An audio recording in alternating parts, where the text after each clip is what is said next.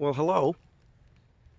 Once again, thank you all for coming, and thank you all for your continued uh, responses.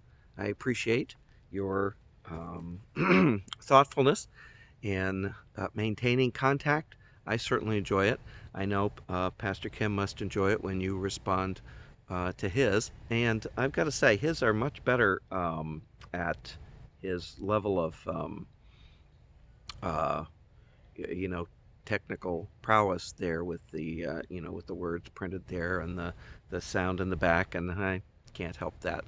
But glad to be here today. I'm coming to you from Seville, Florida, just a little north of DeLand here in fern country, and you see I'm here in the midst of these spider ferns, and we passed by a lot of ferneries on the way up. This area is, after all, the fern capital of the United States, of the world, one or the other. And I always enjoy these older ferneries that are naturally shady. Not most of the fern owners have to put up shade cloth, and they just, it's just acres of the black cloth that they're providing shade. Whereas here, you see this is an older one in a grove where it's protected, but they certainly seem to be thriving. So that's pretty cool. Today we're reading from Matthew 13, and I'm going to start with verse, 14, but I'm going to start with verse 13, even though I'm going to refer to something earlier, but the main reading starts with verse 14, and of course, chapter 14, verse 13, and here it is. When Jesus heard of it, he departed from there by ship to a deserted place. And when the people had heard where he was, they followed him on foot out of the cities. And Jesus went forth and saw a great multitude, and was moved with compassion toward them. And he healed their sick. And when it was evening, his disciples came to him, saying, This is a desert place, and the time is now past. Send all these people away, that they can go in the villages and buy themselves some food. In the King James, it says, buy them victuals. The word looks like victuals, victuals, but it's actually pronounced victuals. So if you ever watched the Beverly Hillbillies and heard them talking about victuals, they were quoting the King James Version. And Jesus said to them, They don't need to depart. You give them something to eat. And he said unto them, We have here 5 loaves and 2 fish. And he said, Bring them to me. Now you recognize that as the feeding of the 5,000. And I'll read the rest in a second. But 2 things struck me there. Well, 3 actually. 2 things struck me in the reading itself. But at the beginning, you noticed where it said, when Jesus heard of it, he left and went by ship to a deserted place. And of course, what Jesus heard was that his cousin John the Baptist had been killed for speaking out. That's what he heard. He had been doing his ministry, and had been doing it publicly, and was well known to people, just like John the Baptist. And he had been speaking forcefully, and running foul of the Pharisees and Sadducees, the power structure, just like John the Baptist. And John the Baptist had gotten arrested for it. And whatever they thought John the Baptist was going to have happen to them, that wasn't what happened. He got killed. He had his head chopped off. And so here's Jesus just finding out about it. And he reacts by leaving, by going into a deserted spot, which I got to say, I totally feel for him. That would be a hard thing. Your cousin was just killed. Your cousin doing much the same thing that you're doing just got killed. All of those things had to be very a reflective time for Jesus, for him to think about what was going on right then, and difficult to deal with. Now, you could see him going off into into a desert place and saying, well, he's running away. And it seems like that runs counter to what Jesus was all about. Although, it's hard to blame him for wanting to get out when he realizes that the profession is a dangerous one. But even beyond that, you notice that when all the people come to be with him, that they say, oh, look, Jesus, left and he went over there. We want to go be with him. And he did. And when he came out, he had compassion on the people. He realized that they needed his touch, and he didn't keep it from them. He continued to reach out to them, hard as it must have been in the midst of that, because he was, he's still distraught, and he could have said, go away. I'm having a hard time. My cousin just got killed. What are you doing here? Cut me some slack. And instead, he goes out and heals their sick, and he continues to do it. And as we find out, it's a big crowd. And you've got to think that was partly what, that he did it for the people, that he was healing the sick, that he was ministering to them, that he was giving of himself even in the midst of his fear, his pain, his sadness, that he was still giving to them in the midst of all that. And even as he did that, you've got to think that he was doing it not just because the people needed it, although that's certainly the case, but that he was doing it as a object lesson to his followers, that they needed to hear Jesus continuing to minister in the midst of his own pain and fear, in the midst of his own sadness, in the midst of all that was going on, that his compassion went beyond what he might have felt. Of course, reading all that back in, but that Jesus' compassion was real, but what he was feeling from the death of John the Baptist was, it didn't say what was going on there, but you can figure out the fact that he left as soon as he heard it, that something was going on. And that is, acting with compassion and love in the midst of a fearful situation had to be a real eye-opener for them, for the disciples. Especially, you've got to think they thought of that later on, when their own lives were threatened. After Pentecost, when things began to get hard for them. And what did they do? In the midst of fear, in the midst of hard times, they stepped up. They continued the work of healing the nations, of healing the rift started by the Roman Empire was continuing, and that was a reality in their own lives, and that they passed that on. The disciples passed that on to the next generation, because that was when we saw the ichthus sign, the sign of the fish that they would draw on the ground to point to where the meetings were. That was prudence in the midst of a hard situation, and yet a refusal to quit worshiping God, a refusal to quit being God's people. But they still were God's people in the midst of that, and that the fear didn't overcome the reality of their love for God or their love for other people as they sought to share God's the truth of God's kingdom to those around them. And that's pretty incredible.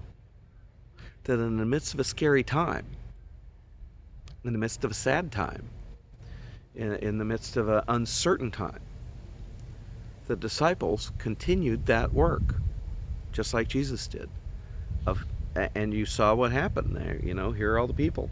And they said, oh, okay, Jesus, send them away. It's getting dark. And he said, no, don't send them away. Now is when people are listening. And it's the same right now, isn't it? Because now is when people are listening. They're listening so hard that when somebody comes up and the people say, come up with conspiracy theories and say that, the crazy stuff that they are, that people listen to it because they're listening. They're listening. And if Christians who know the Prince of Peace aren't talking, they'll listen to someone else.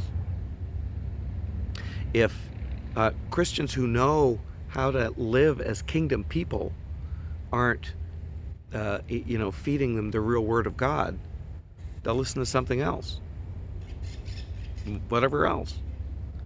And some of it's pretty crazy. But the sadness is that that's always been the case. That when there's silence from those who know the truth, that, people make stuff up. And that someone's going to believe it to their detriment, which is sad. It's sad that that's the case. So Jesus was, said we don't need to send them away. We need to find a way to minister to them. Now, of course, at that point, all the disciples are saying, well, easy for you, Jesus. You can do miracles. And he did, which was the point. They were with Jesus, the one who could do miracles. They knew Jesus, and they knew what he was capable of. And yet in that instance, they thought, well, send them away. Jesus said, no, this is when we don't send them away.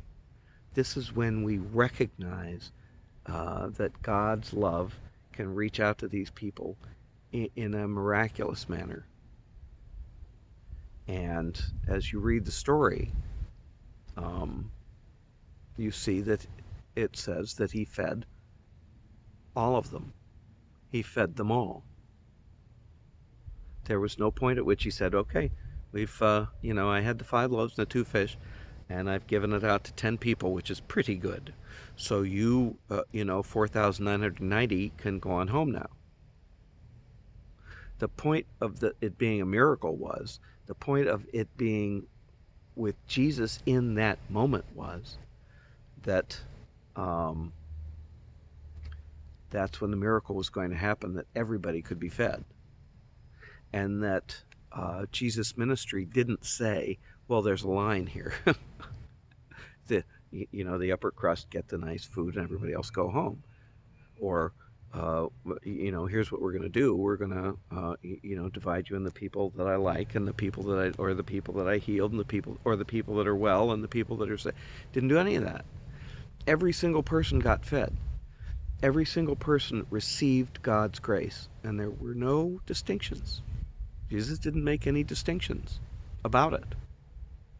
Jesus said everybody received the gospel, regardless, and that there was no distinction one way or the other. I'm right here, as I said, in Seville, and the Methodist Church is right here nearby, and I went in there. And there's a stained glass window, and on one of them it says, "To God be the glory," that they had painted at the bottom of the stained glass window. And next to the next window to it says in Spanish and English. And we have to recognize that in the 1980s, this area had a great influx of Spanish-speaking people. And if you drive through now, you'll see there are a lot of Mexican restaurants and stores that cater to Mexicans have their signs in Spanish. And so when those people put up that stained glass window, and said in Spanish and English, whoever wrote that down was aware that all of the Spanish-speaking people that had come in to work in the fern industry, to work in the ferneries, that they had been invited there to work in the ferneries, that all of those people weren't necessarily welcome. There were people that found it difficult to assimilate a large influx of people who didn't speak their language and who didn't look like them. Now, they were, a lot of them at the beginning had been invited to come, had been recruited to come work in the industry. But of course, they asked their friends and their friends and their friends' friends, and then, what started as a trickle became a flood, partly because the industry needed a lot of work, and partly because, times being what they were, in their own country, they thought, well, I'll come up here and work and see what's going on. And that it was in the midst of that time when it was not, people that were from Mexico and from Central and South America weren't universally welcomed, that person, whoever it was, wrote in Spanish and English, to God be the glory, in whatever language you come, to God be the glory. Whatever language you speak, to God be the glory. Whatever your economic situation, whatever the color of your skin, to God be the glory. Now, I don't know when Jesus was, feeding the 5,000 and said, everybody got the food. But I think the gospel writer was quite intentional in saying everybody got the food because nobody got left out, regardless of who they were. There weren't any distinctions like that in the kingdom, in Jesus' ministry. Those are ones that we had to make up on our own, that God didn't intend to have. So, in the midst of a fearful time, when, it's easy to have those distinctions, in the midst of a sad time, when it's easy to push people away, Jesus said, everybody gets fed. Everybody gets fed. And that made a difference to the disciples to hear that, I think. So that the church was built on the premise. Now, we didn't always follow that.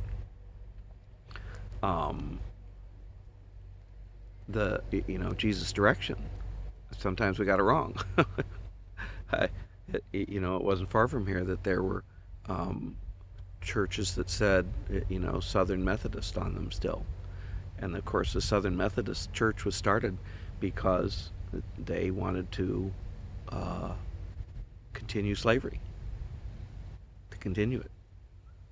God's church saying it's okay, enslave those people, which is horrible, and yet, knuckled under to the society at large. Not everybody within the Methodist Church did that, but a lot did, enough to start a denomination, which is, gone now.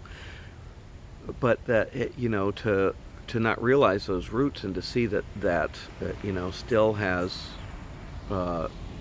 echoes down to today, that the gospel counteracts. The gospel says, no, that's not it. That's not the way the church is supposed to work. Everybody gets fed. Everybody gets fed. Regardless of the pain that we're feeling, regardless of the hard times, and regardless of what the people, what their deficits are, what their life situation is, what their, situation is all about. Everybody gets fed. Which is pretty cool that Jesus reaches out in that way to us so that I get fed too. So do you. And so does our neighbor. As we reach out, as we recognize that the gospel calls us to be those people that reach out, to be the people that make a difference in people's lives. In the midst of pain, yes. In the midst of sadness, yes. In the midst of uncertainty, yes. Everybody gets fed.